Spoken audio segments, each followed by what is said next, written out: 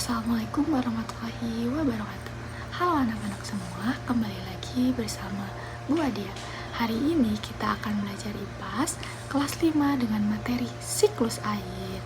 Adapun tujuan pembelajaran kita hari ini, yang pertama, melalui penjelasan pendidik tentang peristiwa banjir atau kekeringan, murid dapat menjelaskan hubungan antara peristiwa tersebut dengan proses siklus air di alam dengan benar.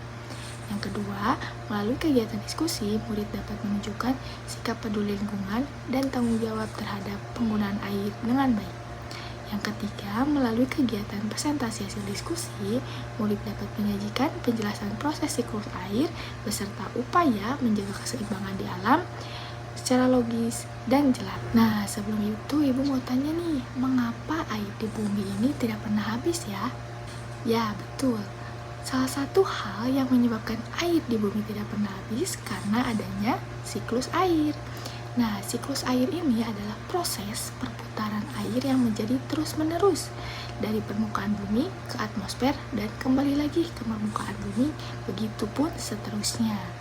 Nah, jadi pengertian dari siklus air ini yaitu proses perputaran air yang ada di bumi melalui berbagai proses. Adapun tahapan siklus air, coba kita lihat. Di sini yang pertama ada penguapan, yang kedua ada kondensasi, yang ketiga ada presipitasi, yang keempat ada infiltrasi, dan yang terakhir ada aliran permukaan.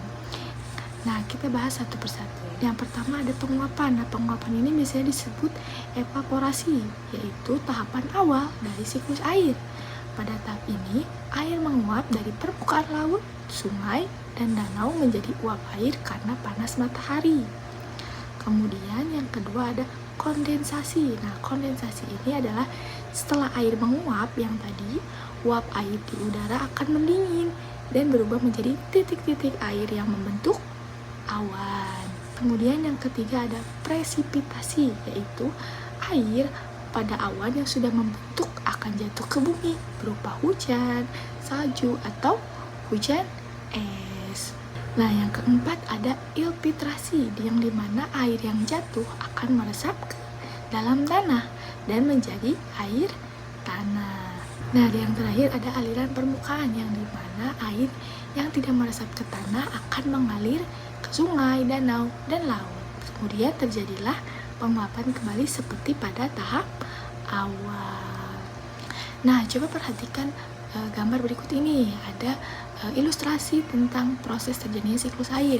Yang pertama ada evaporasi, yaitu penguapan air dari permukaan bumi seperti sungai, laut, atau danau karena adanya sinar matahari. Kemudian menjadi kondensasi, yang dimana air yang menguap akan membentuk titik-titik awan, kemudian berubah menjadi presipitasi, yang dimana presipitasi ini air yang sudah membentuk awan akan turun ke bumi, yaitu berupa hujan. Nah, kemudian ada infiltrasi. Apa tadi infiltrasi? Air yang jatuh atau air hujan yang jatuh akan meresap ke dalam tanah dan menjadi air tanah. Terakhir ada limpasan. Apa tadi limpasan atau aliran permukaan? Air yang tidak akan meresap ke tanah akan mengalir ke sungai dan danau. Kemudian terjadilah penguapan kembali seperti tahap awal.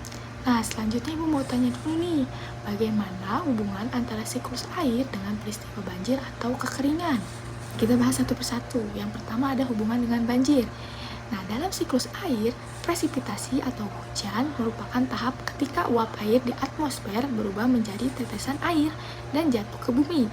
Kemudian, jika hujan turun dalam jumlah sangat besar atau terus-menerus, maka air tidak sempat diserap oleh tanah atau infiltrasi, yaitu berkurang. Nah, apabila tanah gundul atau hutan banyak ditebang, air hujan langsung mengalir ke permukaan dan menyebabkan banjir.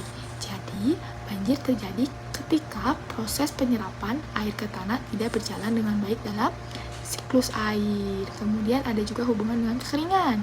Nah, kekeringan ini terjadi saat proses presipitasi hujan berkurang atau tidak terjadi dalam waktu lama. Nah, uap air di atmosfer tidak cukup banyak untuk membentuk awan hujan, sehingga tanah menjadi kering dan cadangan air berkurang. Nah, penebangan hutan dan berkurangnya daerah resapan air juga berpengaruh. kekeringan. Karena air yang seharusnya tersimpan di tanah cepat menguap atau evaporasinya meningkat. Nah, jadi kekeringan ini terjadi ketika tahapan siklus air terganggu dan hujan tidak turun secara kebutuhan alam. Nah, maka dari itu, siklus air ini sangat penting nih untuk menjaga keseimbangan ekosistem makhluk hidup.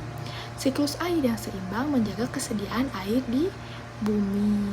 Nah, jika salah satu tahap terganggu seperti infiltrasi atau presipitasi, maka bisa muncul banjir atau kekeringan.